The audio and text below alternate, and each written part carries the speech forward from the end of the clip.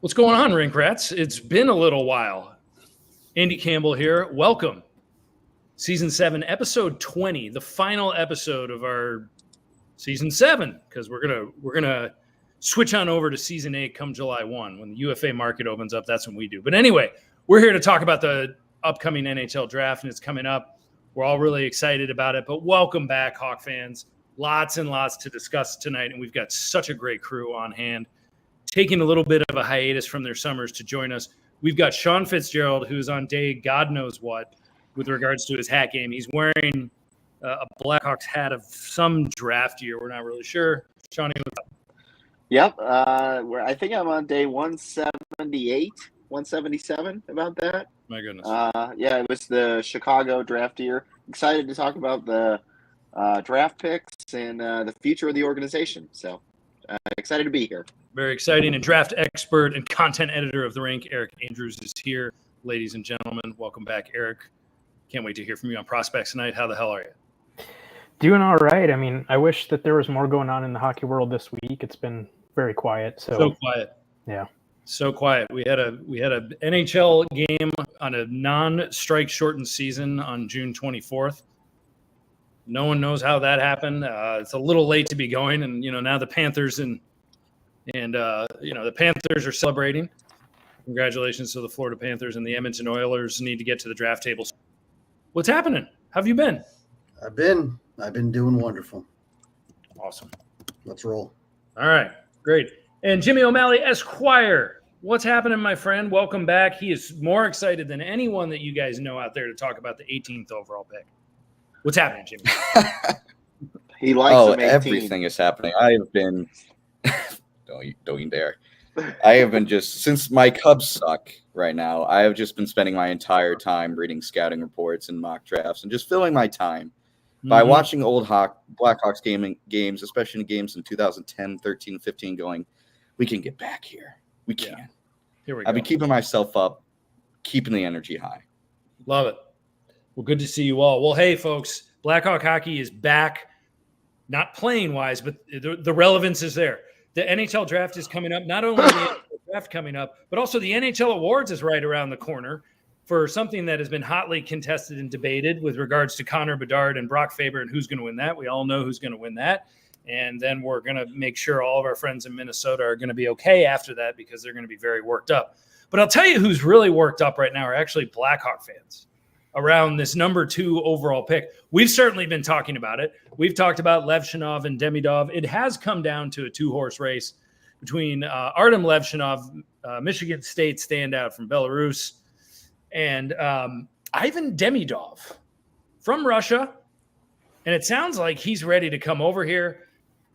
So many Blackhawk fans are so high on this kid.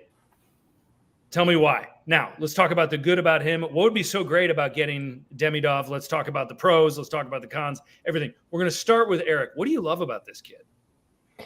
Yeah, well, I mean, first of all, obviously the offensive talent is undeniable. He's a very, very skilled winger.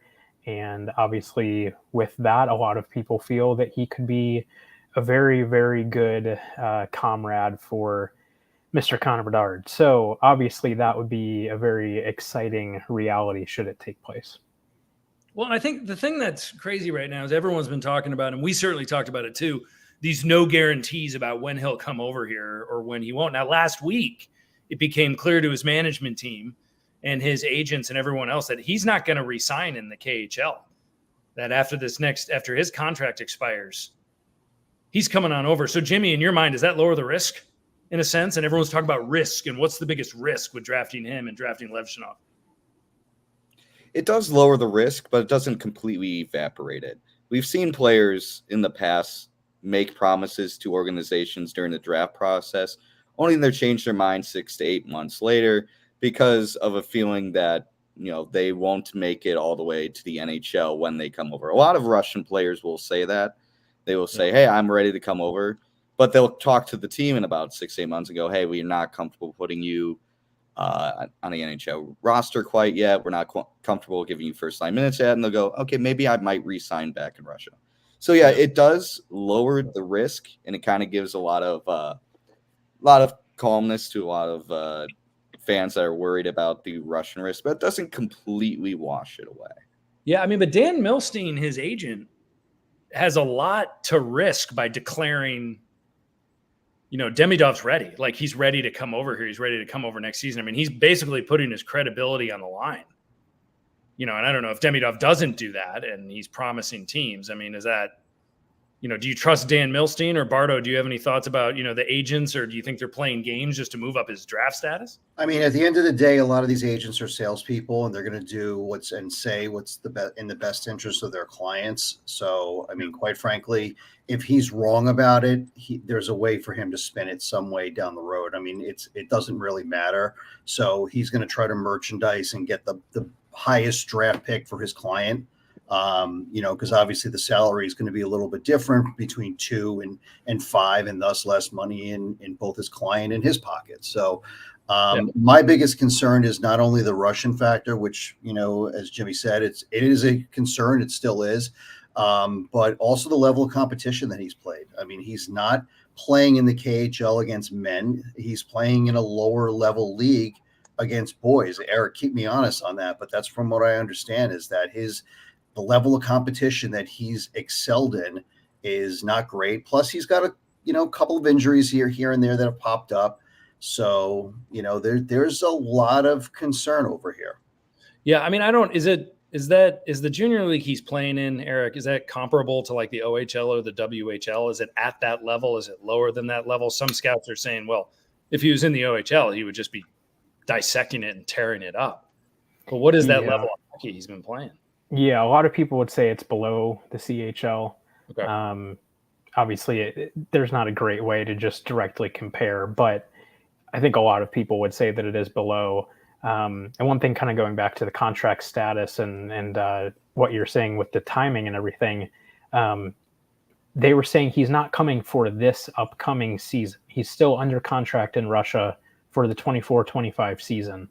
But it sounds like, based on what they were saying at that the Russian showcase, that depending on the timing and when his team in Russia is done with their season, that he could sign and join the NHL team in the spring of 2025. Right. So as could our buddy Artyom Levshunov. Correct. I mean, yeah. So the timing for both of them is probably identical. Give or take maybe a few weeks, depending on when their seasons get wrapped up. But yes, it's entirely possible that they would both be in the NHL at the end of the 24-25 season. Yeah. Well, and now there's some takes out there that Levshunov, some people are saying he might even sign.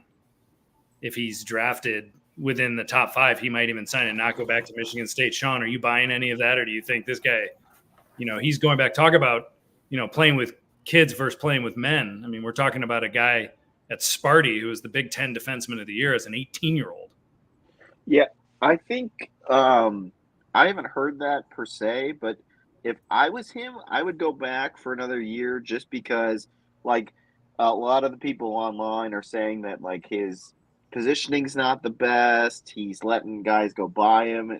Maybe another year in the NCAA helps his development in that regard, because ultimately I think I know we've kind of hemmed and hawed about this in chats and things like that. I don't believe he can go directly to Rockford because he's not old enough. I believe he either has to make the Blackhawks or he has to go back to Michigan State. I don't think there's in between. They shouldn't do that with him. The Hawks I think going back to Michigan State makes the most sense. It's local. Like, the Blackhawks can still observe him, talk with his coaches, talk with him to help him develop on what they feel he needs to develop on. And then, like Eric said, he can come and play the end of next year, depending on how far Michigan State goes. And if he signs his ELC and he doesn't play the requisite number of games to burn a year, he can get some time and then come back. That's only the start of the season. Oh, okay. So he would burn a year if he joined in the spring. If he joined, he would burn. Yeah. Gotcha. So his age keeping him from, because I thought he could go to the AHL if he signed. We've been a little fuzzy on that rule, and I know we were kind of going back and forth with it in our chat room. Basically, folks, if you're a Canadian hockey league player, a junior hockey league player, and you are 18 years old, you can only play in the NHL and you can't play in the AHL due to your age because they don't want people signing pro contracts at too young of ages and they want to keep the CHL affluent, but we're just not entirely sure what that means for NCAA players. You play 1 year in the NCAA and then you move on. You know, I believe he turn 19 this summer. So I don't know if he could sign and play in the AHL. But I mean, regardless, I guess the thing that Hawk fans right now and the Twitterverse right now is everyone wants to try to prove a point by either discrediting Levshunov or going after the Russian factor. And I think what we're here to kind of dissect and tell you a little bit, folks, is I don't think the Hawks can really go wrong here at number 2. I mean, does anyone else disagree? Like, if you take Demidov, great, awesome.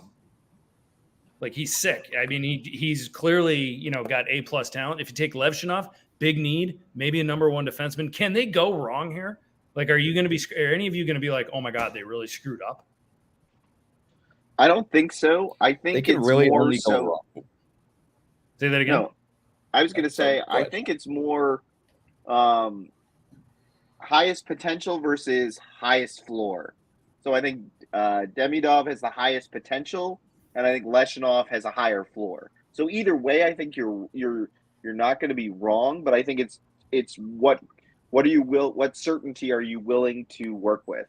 Highest potential or highest floor? And I think that's the debate that the Hawks are internalizing right now. Yeah. I think you can go wrong. You can't go wrong? Yes, you can. Okay. I'm not going to deny his talent, but I think the risks that are all around him are just way too high. I'm still not convinced about the Russian factor, about him coming over next year. I'm not convinced about that. I just think there's way too many politics involved that I just think that, that Russia has a lot of money. They could throw a lot at him. I'm not convinced. I do have concerns about the level of competition that he's played against. And the fact that the team hasn't seen him very much, play live, that concerns me. It's almost like, look, are you going to date the girl that you've seen walk around your high school, so many times, or are you going to go on the blind date? I mean, you're going blind. Yeah. Well, if she's blind, can she really see you? I don't know. Yeah. Well, that's true too. Yeah. Well. Yeah. No. I got you. No. I hear you. There's also maybe he gets buried in the KHL. And that's that's my biggest concern is that he's just going to stay over there maybe another year. And it's just, this thing is just going to drag out. And so, and just also when you talk about building a team and you have an opportunity to get a guy who can be your number 1 anchor defenseman, I just think that's how you build a team. And this team is still building. And I don't see this kid as another Patrick Kane. I just don't. I think he could be a very good player, an all-star caliber player, but it's a lot easier to get an all-star caliber winger than it is a number 1 defenseman. And I just think there's safety in this pick. I still think there's also upside in this pick, and I just think you got to go there. Yeah, I mean, I think one thing, Ray Napientek of The-Rink, Ray, I hope you're listening out there, and you need to join us again sometime. He's got great insight. There's always that debate on who's the best, take the best player or take your biggest need. Jimmy, where do you fall on that as it relates to this scenario? Because Ray is always, and bless him for this, he's always, just take the best player. And if you're taking the best player, does that mean you're taking? Go ahead. I think the problem of saying take the best player is that this is a sport of very different positions. This isn't like basketball where the best player is a guy that can play all 5 positions. Can be in and out at any point. Like, defensemen and forwards play a very different game. The best forward available is very different from the best defenseman available. And I think that's where the argument really comes down to. I think at 2, Demidov is the best forward available after Macklin. But I also think Levshunov's the best defenseman available.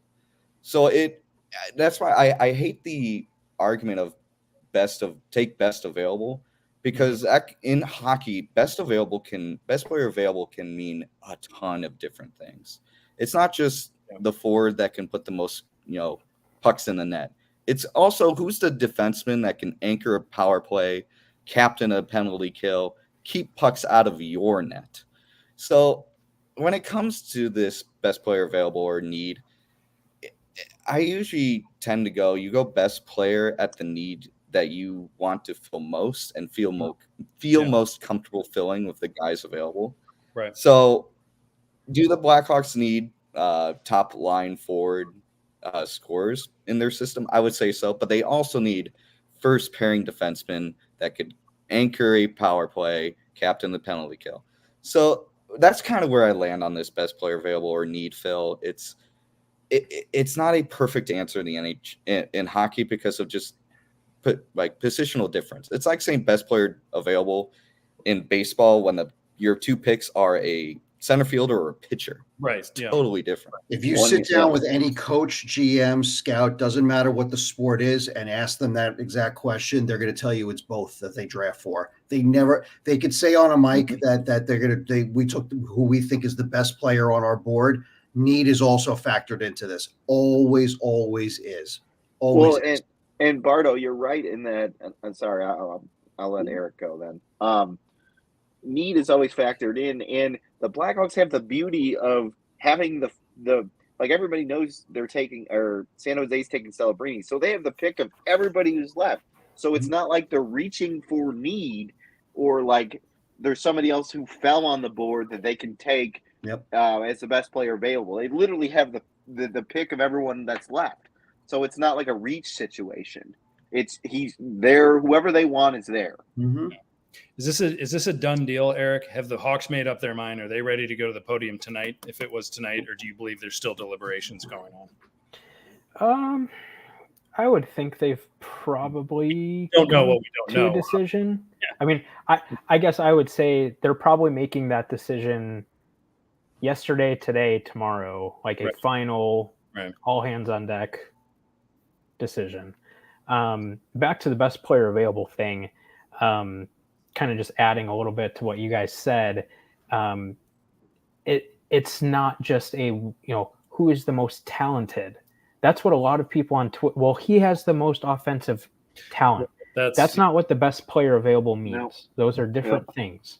So the best player available encompasses so many different things, and all of that combined is then how you're dictating what your board is. Mm-hmm. So, and I'm not even going to start listing things because there's way too many things to even explain what all goes into best player available. But just so often you'll see people rambling online about, oh, this guy's the best player available.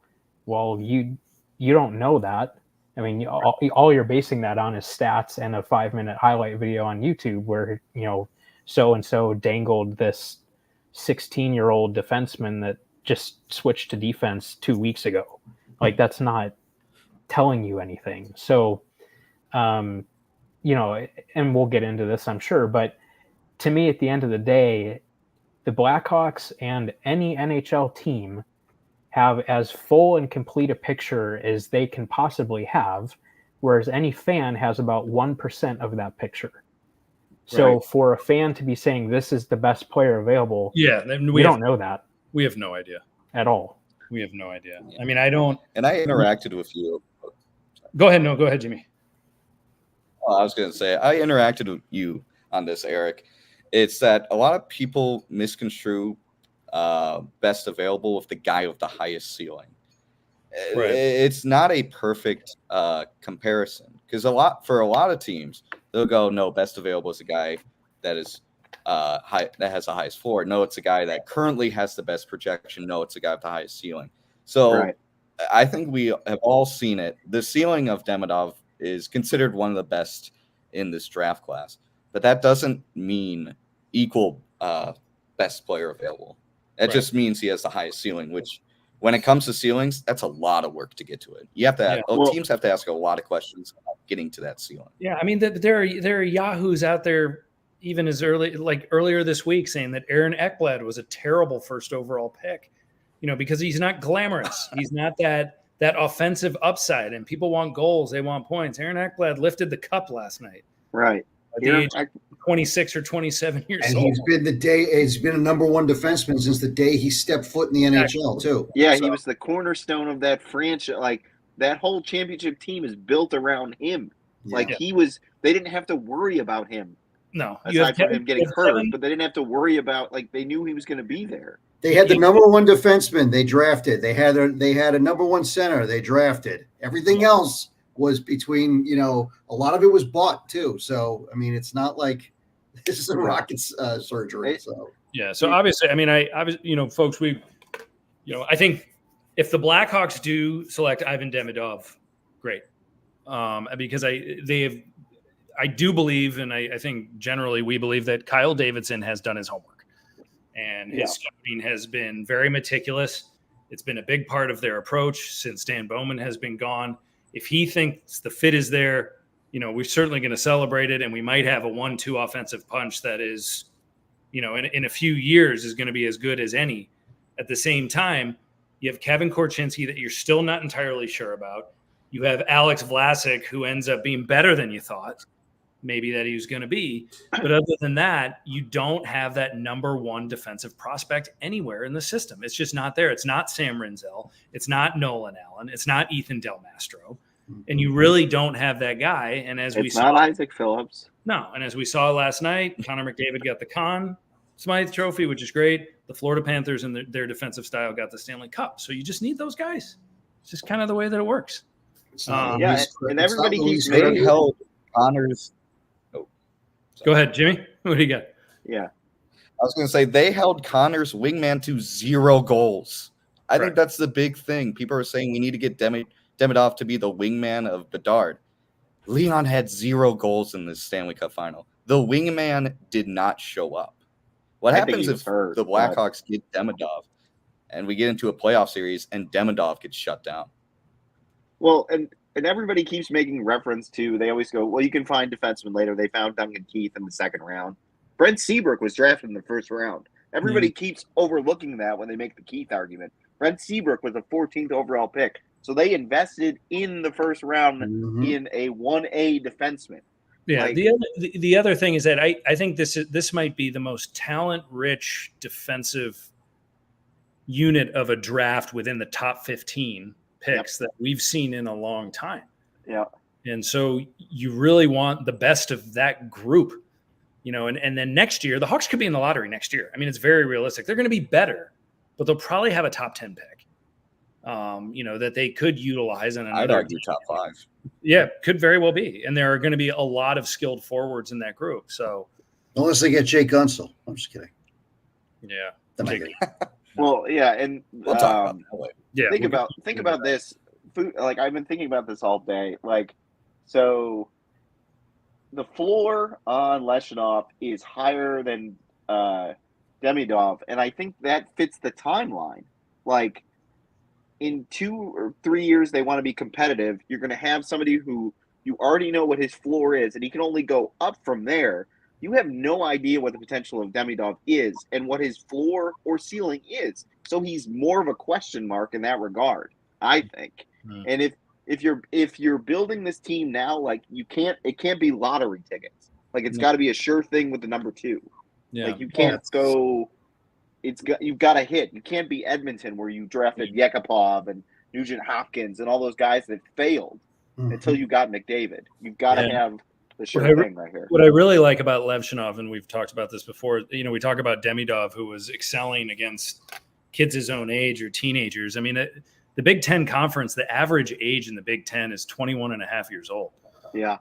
Or 21 and 6 months or 21 and 7 months. I mean, pretty close to that. And so if you're an 18-year-old and you're the best player in that conference against future NHL talent, you're the best defenseman in that conference. You're used to playing against some pretty big boys. So yeah, he's playing against men. He's playing in North America. I mean, there's just so many boxes that are being checked right here. It's just, to me, it's a no-brainer. Yeah, I mean, Scott Powers in his article, I believe that was this morning, said, at this point, I'm shocked if it's not.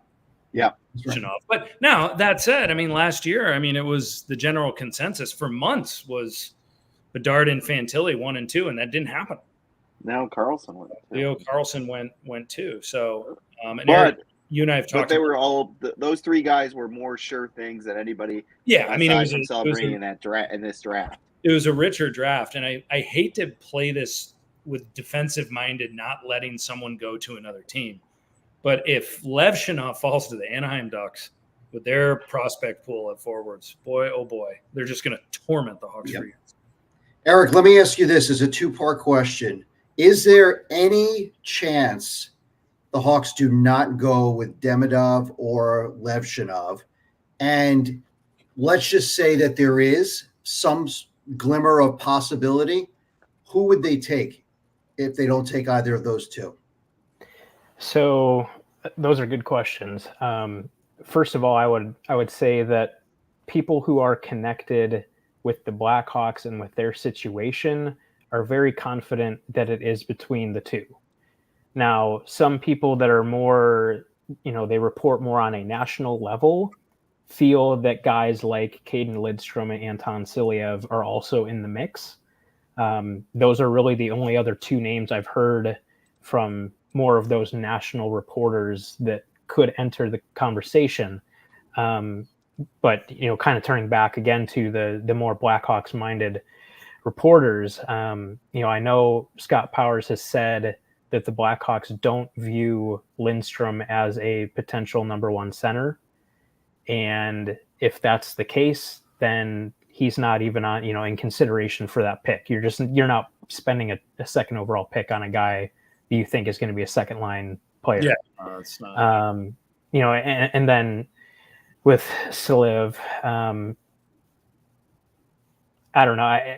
There's a lot of kind of question marks with him just as far as how he'll translate to the NHL. Very, very, very intriguing package. Massive player, can skate very, very well, has shown some nice offensive upside, can play with a mean streak. There's a lot to like there, but it's still just kind of not sure how that's really going to go. I mean, you'll see people rate him anywhere from like 2 to 20 for various reasons. And, I like him. I think he's going to go in the top 5. But I don't think that they would really consider him. I think he has a little bit more offense than Alex Vlasic has, but I think he's kind of in a similar type of profile as Vlasic. So in that regard, it's like, do you want to spend that second overall pick on a guy that you kind of already have? Maybe he's a little bit higher of an upside than Vlasic is, but I don't know. To me, I think it really does come down to those two to answer your question. He's 6'7", but isn't he like $195? Like he's like a string bean. He's a lot like Vlasic. I mean, you kind of got that guy. Right. Yeah. A lot of folks do think he might end up 3 overall. Mm-hmm. I mean, there's a lot of talk about that. And then there's Brennan's guy, Zeev Buyum, who is anywhere from 5 to 11. The Tribe too. Yeah, but very, very offensive-minded defenseman. Was unbelievable in the NCAA tournament. Was great in the World Junior tournament. But I just think that, he'd be a great pick if the Hawks were picking 5th or 6th. University of Denver product too. University of Denver product. Yeah, we like our college hockey players, but there's also a bunch of guys in that mold, that a lot of people are looking at. There's that Zane Perrick, I believe his name is, and he's he's on Saginaw. He's an offensive defenseman. He was Canadian Hockey Defenseman of the Year. Mm-hmm. One thing I'll say about Buyum and Perek, again, not that you are purely drafting based on need, but you've already got that guy who you hope is going to be your offensive stud for the foreseeable future in Kevin Korchinski. Right. So to me, as the Blackhawks, taking one of those guys is not really maximizing what this asset is. Right. No, I would agree with that. Yeah. It's interesting. I have no doubts whatsoever, though, that, considering the type of hockey player and the speed and, the interest level of where Davidson's head is at, that Berkeley Catton is a player that he's just looking at being like, oh, I wish I was in a position to draft this guy. Berkeley Catton, Corey Pronman has him as the second best forward in the draft. And he's anywhere, again, from a top 5 pick to, 12th or 13th because of his size. But from Spokane, he's just a flyer, has super skill.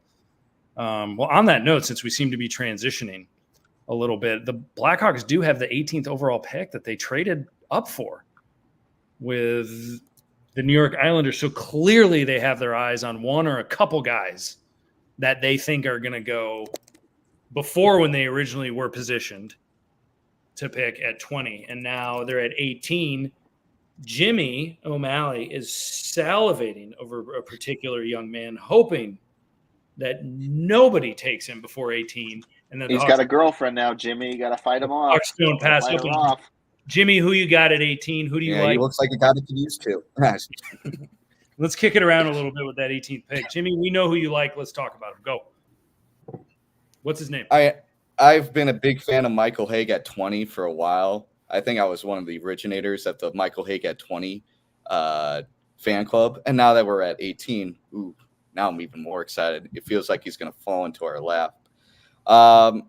He's just one of these guys. He reminds me kind of I mentioned Chris Versteeg in my NHL comparison a while back. But in terms of prospects, I really do get this feeling he's similar to Oliver Moore. He's very good with the puck. He has great playmaking, amazing vision, and great skating. And it's those are the kind of forwards you get in the 15 to 20 range, guys that just are very responsible with the puck, good centermen that can, score via themselves or getting their teammates set up. But also, I can only just lavish upon this guy all my love and appreciation so much. I have to kind of back off and just talk a little bit about weaknesses. The big one was probably with just about every forward I ever read about. His defensive awareness is kind of rough. Right. The USHL is a league where it has a reputation for struggling to teach guys how to play defense well. Yeah. Right. It's a league that we saw with Chicago Blackhawks goalie prospect Wooder Peters. His name is drafted last year. Adam Guy. Yeah, Guy. He had a really tough season. Yeah, but I do think Adam Guy. He had a really tough season. Yeah, headed to Duluth. I think he had a really tough season in the USHL just because that league just can't play defense. And then you saw him go to the World Juniors and he picked it up like he did back in 2023. It just goes to show how tough it is in that league. But Haig, I've seen, signs of life where he could be I'm reading right now. I'm going to read a quote from Stefano Rubino of the Hockey Writers. I know some people may not like hockey writers, but I'll just read his potential. He has a skill set. Yeah. He has a skill set to become an elite two-way center who can do it all on both sides of the ice. With the ability to see the ice and move the puck well, his hope is to build on his size and grow his defensive game and his character. He has the potential to be a formidable Jack Eichel-type player. He could blossom into a second-line center to play both on the penalty kill and power play one day. I think that is the big thing for me. I like when I read a scouting report, I see he can play on both power play, both special teams. That's what I want most when I see I'm going to guess since he's in Chicago, I'm going to guess pretty smooth English. The other thing, too, he's going to be a Wolverine in the fall. He's headed to University of Michigan, obviously with Frank Nazar. How they picked him a couple years ago. That's obviously they're very familiar with that. They obviously like that a lot, I'm sure. Do they need another center? I guess they're starting to get deep down the middle, and I actually that's probably a good thing because a lot of these guys, Nazar might ultimately move to the wing. That's exactly right. Yeah, by Eric. I was going to mention that. Kane was drafted as a center. Yeah, Oliver Moore. A lot of people see Oliver Moore as a third line, shut down fast center, like a defensive minded center as a pro. That's a real possibility. I've seen that too. I've seen that he's somewhere in middle six. Some people like him on the second line. Some people like on the third. I like the idea that he's somewhere in the middle six. I'm not too worried about having too many centers. I would rather draft centers and convert them to wing than try to do the opposite of converting a wing to a center. A lot easier to do that. Yeah. So a lot easier. And I think that's one of the things that also, to bring it back to Demidov, that's one thing I do worry about drafting Demidov is just being a pure winger. Stuff like that. But yeah, I have no worries of just the idea of overdrafting centers because again, it's one of those things. Kane was a center when he was drafted. Leon Draisaitl was a center when he was drafted. I think Reinhardt was a center when he was drafted. Tons of really productive forwards and wingers nowadays were drafted centers, and their game at the center position in terms of face-offs just didn't develop, and they went, all right, we'll just throw you on the wing, and it's worked out. So I'm not overly worried of just creating a log jam at center with guys like Bedard and Nazer and Moore, because those guys could, any of one of those guys could like become a winger. Like I have a strong feeling that if everything goes right with Nazar, he could become a winger for Bedard, and if at worst, stay on this, be a very productive second line center. So no worries with the center position there. Yeah, I think I think obviously that if Haig is there, that makes a lot of sense. There's a few guys. I mean, like Oliver Moore last year fell to 19, and no one. I mean, a lot of people had him in. There were some people that had him 10th, some people that had him somewhere between 11th and 14th or 15th. There's a few other guys. There's one that I'd be dying to look at, but I don't think he's going to fall because I'm not sure if he's going to get past Detroit. But it's that Michael Brenseg Nygaard from Norway. I don't know if any of you guys have been hearing about this kid, but he's been climbing up draft boards like crazy over the last few weeks. His interviews were terrific. 6'1", 195 pounds. I mean, that's a big, big kid. Offensive talent. So he's got super slick hands.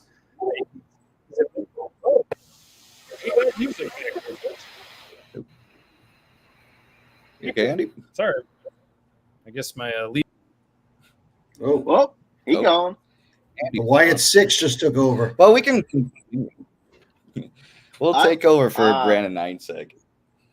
I actually was about to say is the fact that every year somebody falls that you don't expect. And so I think that's kind of like what the hope is. Like you get another Oliver Moore. I mean, Berkeley Catton was a guy that we just mentioned, Andy, you're back. And I was just saying that, like, you bring up a good point because, every year there's always somebody that falls, one guy at least. Right. And so who that is, I mean, the Norwegian kid you brought up, I totally agree. I mean, if Berkeley Catton falls, I mean, I would love to get him down there.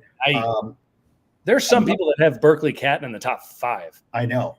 And he could possibly, like the Canadians might not pass up on him because he's. I've seen him at 4 to Columbus. Yeah, that would be a great pick. That'd be a great pick. Could fall that low. Cole Iserman. Some people have him at 4. Some people have it at 17. Yeah.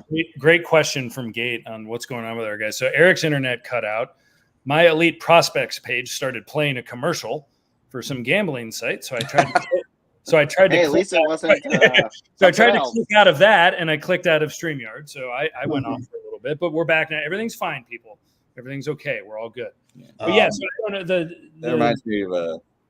Sorry, go ahead. The other question I had, and Jimmy. I was going to say. Go ahead. One more time. Go.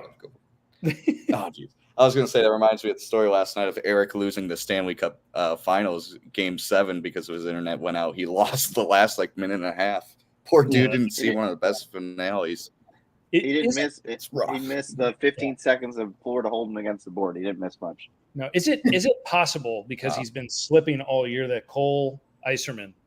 That's what I was saying. I think he's going. Did you say that during my brief hiatus? I took a power nap there. Okay. No. I think he is. I think he's going to fall. He's going to fall, but I wouldn't take him. Really? And I think that and Scott Powers also referenced in his article about possible players to take with the 18th overall pick that the Blackhawks are not interested in that kid in any way, shape, or form. Now, how does he know that? I don't know. Maybe he does, maybe he doesn't. There's also that Jet Luchanko is another I think that's how you pronounce it. Jet. Yeah, Wheeler had him as the Blackhawks pick in his latest mock draft. He might go there. So, I mean, I think the general consensus is a forward. Well, if you take Levshunov, you're probably going to take a forward, or do you just double down with D? I mean, there's still going to be defensemen that are going to be pretty legit and accessible there. There's Stian Schulberg is one that people are talking about, but I don't know if they Yeah, Sasha Boyver. I was going to say that he was the name that I was going to bring up. Is Boisevert? I mean, 200-foot game. I like that kid. Yeah, is that how you pronounce it? Boisevert? It's not Boyver. Boisevert. Boisevert. Okay. Baron Cohen? I don't know. Yeah. Sean. Yeah, I definitely not go to. Let's not go to me on that one. Jet Lubchenko, he's going to. I believe he's going to Nodak next year. So I mean, that would be another intriguing college hockey prospect that you could track. And We've already established, Andy, college hockey. You that? don't learn anything. You don't develop there. You miss 2 weeks of training camp, and you're not any good. He's You already killed did this. So it's Bover. Got it. All right. Bover. Yeah, don't even try, Sean. Don't even Wait. try. Bover. Yeah, Where is Nodak? Is that a planet? North Dakota? Oh, okay. I didn't know. Oh, yeah. Oh, you learn something new every day. Yeah, I thought it was like a generic version of the Nordic track or something. Oh my God. There you go. Anyway, a lot of talk about UFA. Let's talk about some of the NHL buzz out there. We can talk about UFAs, but before we do that, why don't we talk about some trade wins in the year? I'm happy to go in and just start, but if anyone wants to mention anything, one of the names that has been floating around is Connor McGorty from University of Rucker McGorty from University of Michigan, who was drafted by the Winnipeg Jets. And now there's all these rumblings that he doesn't plan on signing with the Jets. He's going back to the University of Michigan as a now for his junior season. But there's a lot of scuttlebutt, a lot of ballyhoo, if you will, out there. And the Blackhawks have been named as a possibility and a trade target. Do you buy that? Do you want this player? Where are you with this right now? Let's go, Bardo.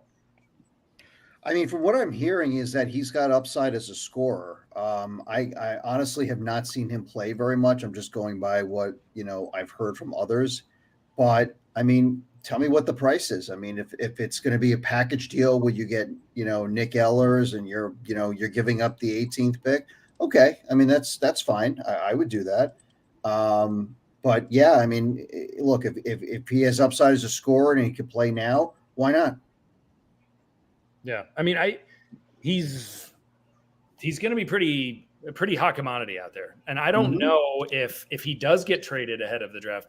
The other thing, folks, is when we're thinking about the draft, a lot could happen between now and Friday with regards to trades anywhere, and that includes the Blackhawks. They're going to hold on to the number 2 pick, presumably, but we don't know if they'll stay at 18. We don't know what's going on.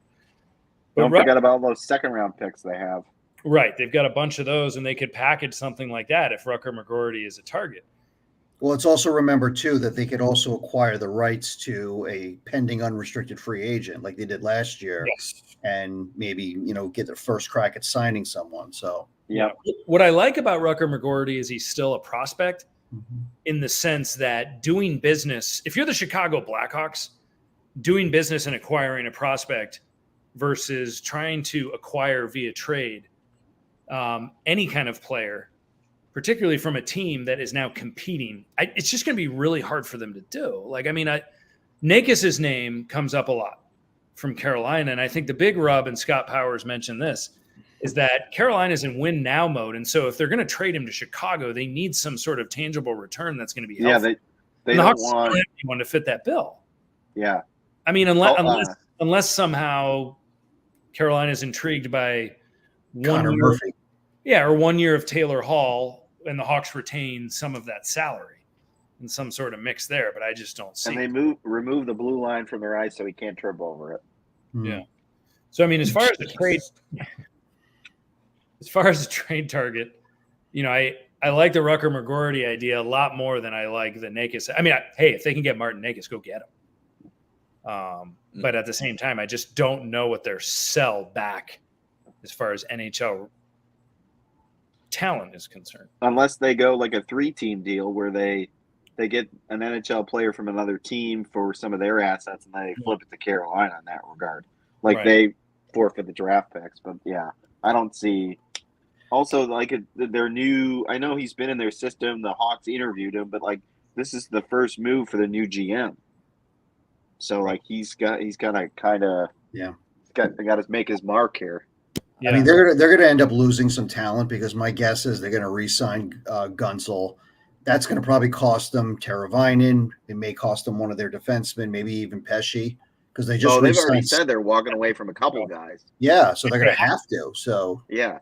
Well, that's why I think if they trade Nakis, because they have to walk away from, some other guys that they want to backfill that with someone else that could come in. Yeah. Speaking of UFAs, and let's get right to that. I mean, Teuvo Teravainen's name does keep coming up with the Chicago Blackhawks. Jimmy, do you like that idea of a return of Teuvo? Normally, these reclamation projects were going, no, don't do it.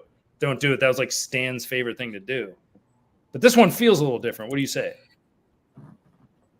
It does, admittedly, because you look at Teuvo and you see a guy that when he really upped his game when he got to Carolina. Usually when you see these reclamation projects, you think your Sharps, your Shaws, you guys that honestly just kind of took a dip in production. And you look at Teuvo, he really shot his stock up when he went to Carolina. But you look recently, he kind of leveled off to like a 50-point player, but that's a very productive second line two-way player. And if you can get him at the right price, I would go for it. This is a guy that I believe he's under 30, right? He's like 29. He is 29. He's here 29, so he's just about to turn 30. And to me, the big age thing for UFAs for me, especially where this team is now, is the age of 30, because you're kind of bringing in guys that you're basically saying, hey, you're not going to compete for playoffs for 2 to 3 years. So we're going to need you at, if not peak performance, decent performance, like 80% performance by the time we are starting to touch playoffs. And I think Teuvo could be there. And it sounds like Power says Teuvo is open to a return. Yep. So I like it. I'm a big fan of it. It's one of those things that it doesn't feel like a Bowman re-signing. It feels like just a genuinely good asset to bring back that could up the game of the middle six. And if you need him to go play a couple games with Bedard on the first line to give him some defensive help on the wing, you could do that. So I'm a big fan of Teuvo. He's the kind of guy that to me seems like he'd max out at a 4-year contract. He seems like he would take a 3-year contract. He's not like a Gensel where you'd have to shell out 7, 8, 9 years and hope he keeps that performance. And I look at Teuvo, it's like I can give him 3-4 years. If he starts to dip off near the end, worse, I'm holding on to his contract for a year, or it becomes a trade asset. Yeah, I mean, the Hawks could probably, I don't know, they probably would be able to give him the best deal on the market. I mean, they could overpay a little bit, and it wouldn't be a one deal, like you said, a 3-4 year deal. I don't know if he'd get 3 or 4 years anywhere else. Or if he got that term. Sorry, go ahead, Bardo. I was going to say, I think he's a 3-year guy. Yeah. I probably wouldn't go higher, but my concern is that he would probably want in the 6 to 7 million range, and that's a little too much for me for a guy who's just going to be maybe a second line guy, and you could spot him here and there on the first line. And I understand, look, I've seen his body fill out a little bit, and, he seems to be, more of a developed player than what he was. I mean, he was a baby when he was on the Hawks, and he was on that third line when they won the cup. But I mean, this UFA market is very tough. I mean, I've said it for a while that it's just not an attractive market, and so I'm just very hesitant to overpay guys, even on the short term. So the only other name that really in the UFA market, because I don't think Getzel's coming to Chicago. That is intriguing. Is a few days ago it was reported that Victor Arvidsson is stalling in his conversations with LA. And he's going to hit the open market. That would be intriguing. Now, he might want to go somewhere and win, because I think was he 31? He's 31. He's 31. So he might want to go somewhere and win, but that could be a good fit for a few years too. He could be a nice complementary player. He's got a lot of offense. I mean, he could pump in 25 goals. Yep. That would be one name that I'd hope they'd take a flyer on. What about Anthony Mantha? I'd rather have Mo Mantha than Anthony. I mean, Anthony Mantha's kind of he's played for a lot of teams at his age already, hasn't he? He's bounced around. Yeah. He's 29 already? Yeah. Yep. Well, that was quick. Mhm. I don't know. I mean, he's kind of an afterthought. I mean, if they signed him, great. I'd kind of go, you know. I mean, going back to Nietzsche's, I mean, I'm intrigued by him, but the problem is that I know I've made some comparisons to Havlat, and that acquisition is a guy that was buried on a very talented team, still scored, Yeah. but then he got to the was expected to play on a top 6 role, and always was hurt, blah blah blah. But what do you have to pay him? He's 25, and he's going to want to get paid. Yes. Now. What is he making? You better be damn right that he's going to be your first line winger. You better be damn right, because otherwise that's an albatross of a contract. Again, I mean, what is he making right now? 4.3875. He's going to want 7. And then that expires when? Next year? It was a 3-year deal. He signed. No, so I'm sorry. Hold on. I'm not reading this right on. Yeah. His cap. He's at $3 million a year, and expires after. No, he's an RFA. Oh, he's an RFA. All right, interesting. You're trying to trade his right, so you're going to have to pay him, acquire him, and then pay him. Yeah, I just think he's going to be so sought after. I just wonder what the Hawks would give Carolina that they'd be remotely interested in. Now, the Hawks, they did sign Cole Gutman for 1 year at, what is it, $775 or $750? Yeah, yawn. Scott Powers also mentioned, I'm surprised they haven't signed Joey Anderson. Maybe they want more term. I don't know why, if I'm Joey Anderson, I'm asking for any more term. I am not on this Joey Anderson bandwagon. There are some Chicago fans who are like, God, wasn't Joey Anderson great this year? I don't feel that way at all. I think he was decent. He was useful, but maybe he's waiting for an offer from a team where he could be a 4th-line guy and compete for a cup. Yeah, I don't. He's a 4th guy. He's a 4th-line guy on the Hawks. He's a 3rd, 4th, whatever. I don't know. Yeah, I mean, you're right. Voucher for like 3 months and sign the deal. I don't drool over Joey Anderson. No, I don't either. Do it. Here, I heard this. Anderson to me screams a guy you wait for. Yeah. I was going to hold say, all the kids. Why even bother? Yeah. I know to bolster their defense, they talked about adding a veteran defenseman. Have you guys heard of them going after Tanev as a veteran defenseman? I've liked that. I haven't, but that'd be. I have. I mean, I think he's going to end up back in Dallas because I think he's such a huge part of that team. And if that team wants to, try to run it back again, they need him back. And I don't see anybody out there in the market that's going to be able to replace him so quickly, unless there's somebody in the trade market that we're not talking about. But yeah, I mean, I would not. I would go after him. I mean, but I wouldn't pay a lot because he's already 33 and he's got a lot of tread on the tires. So What is he, 34? Yeah, he's 34. Yeah, so there you go. Yeah, I don't know. So there will be some movement, but sorry, go ahead, Jimmy. I was going to say, since we brought up Tanev, I've been really intrigued at trying to fill out probably the bottom pairing right-handed defenseman to match with my Maestro. A couple names, I think I've mentioned them before. A couple names I've always kind of liked, just kind of like buys to give like 1-year deals to a couple guys that could just be better than to Nordy.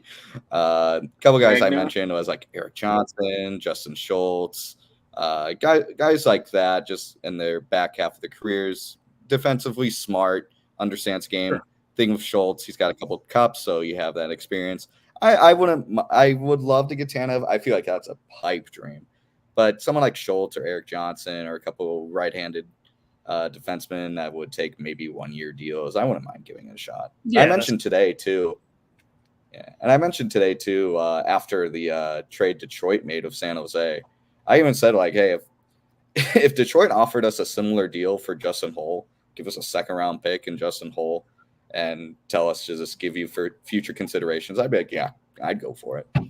Yeah. Oh, 100%, especially considering the cap space the Hawks have is one of their greatest assets right now, too, to weaponize that, taking on bad deals, and then maybe use that pick. I would put Holl. Yeah, I would put Holl on the 3rd pairing with Del Maestro. I think that'd be good. Yeah. Oh, that'd be great. That's how I'm approaching the UFA market with defensemen. Is like, who can I slide in with Del Maestro and help him play? Guy you can sign for 1-2 year deal until like Levshunov comes in and Rinzel comes in, and you're more filled out with your prospects there. So yeah, I do wonder if there'd be, and I don't know, this probably weakens your back end to some degree, but if there'd be any takers for Connor Murphy out there. And Connor Murphy's got 2 years more on his contract. I mean, the other thing is, before any trade you make, if Connor Murphy's involved, the physical that the other team would need to perform on him would need to be extensive, because you're certainly not going to trade for a guy that you get for 2 years under contract and he's going to play 60 games. But and the Hawks are going to have to eat some cap too. And he's got a modified no trade clause. So right. 10 team Exactly. list. So he's going to need to. Thanks, Stan. Right. So, so I don't know. That's one player that maybe they'd be able to trade to someone. I don't know. it'd be a difficult sell. I feel like Murphy would have to play basically all the way this season till the trade deadline, and then maybe teams are intrigued by getting him at the deadline and then having him for security for the next season. But to me, it would make more sense at the 2025 deadline, after he's played most, if not all, of the season going up to the deadline and has played healthily. Yeah, I think he could be more valuable. Yeah, I agree. If he plays the majority of this season, and then, deadline, you get a guy who's not just a rental, but you get him for like a year and a half. You'd still have to eat cap, but the value might be a little bit better. Yeah. Mm-hmm. And you only have one contract retained left, because Jake McCabe's the only one left this year on the books. So you could retain some of Murphy's deal. Yeah. So there will be some creativity, and a lot could happen before Friday. There could be movement with the Blackhawks before Friday. Obviously, then free agency starts July 1st. I mean, it is going to start to get very exciting out there ahead of the draft.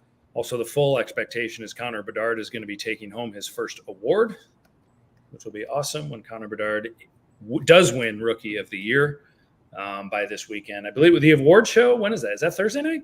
It's Thursday night, yep. Thursday night, Connor Bedard is going to win Rookie of the Year. I don't think that, despite that, people from Minnesota want to debate about this. It is Bedard's trophy. Brock Faber had an outstanding season, but Connor Bedard is the best rookie in the NHL this year, period. Two more quick tidbits as we approach the hour. Number one, Jonathan Toews. A lot of talk about Jonathan Toews. He's been in Chicago signing autographs. He just put his house for sale. A lot of speculation that this Friday he's going to shut it down and formally retire. Is that happening? Is there going to be a big announcement, or is it just, some are saying it's going to happen by Friday. He's going to say that's it. Anyone else think he might be coming back some way, somehow, or is this it? I think he should retire. I don't know if he will, but I think he should retire. I think he will. I think he's going to retire. Yeah. I think health is. I don't think you'd come back to Chicago to announce you're coming back. You would just announce it through your agent. Right. Yeah, absolutely. 100%. Maybe he's waiting to see where Kane signs. They're going to go sign with Kane. I'm kidding. Yeah. No, and so I don't know. I still don't fully understand the eligibility for the Hall of Fame and how long you have to wait. Obviously, Shea Weber didn't have to wait very long. I mean, he's only been retired for 3 seasons. Isn't Shea Weber still under contract for the next 2 years?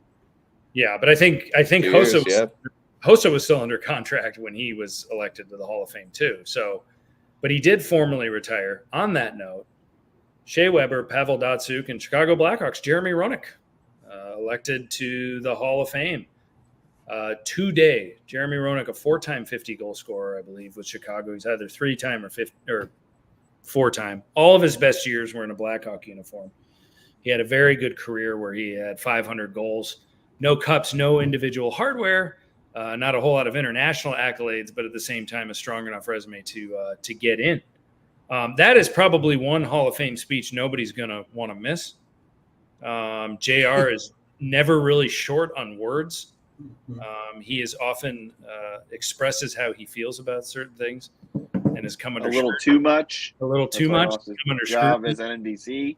Yeah, has come under scrutiny about that. But nevertheless, I mean, he went through a brick wall for the Blackhawks and was a hell of a player. So I'm sure that there's a lot of folks out there Very excited. Did you guys see that he considered signing with Detroit in 2001? And he changed his mind and signed with the Flyers. Oh, really? Yep. And my favorite Jeremy Roenick story is, he brought this up, I believe, on Spit and Chicklets a couple years ago.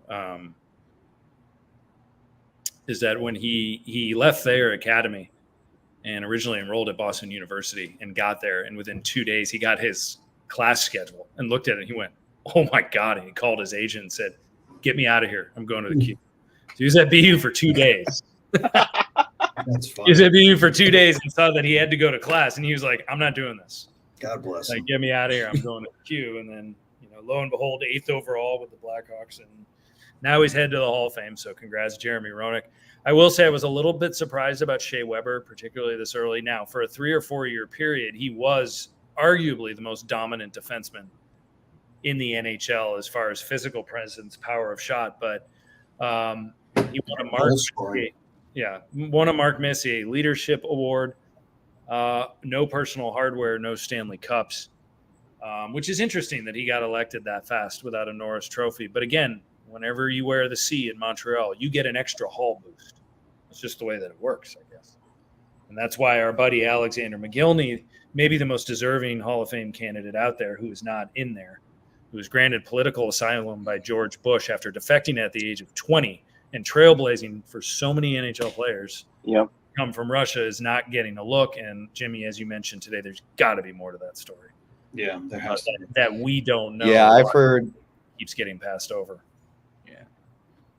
Yeah, I've heard everything from poor relationship to the media to not wanting to upset Russia by basically rewarding him for defecting.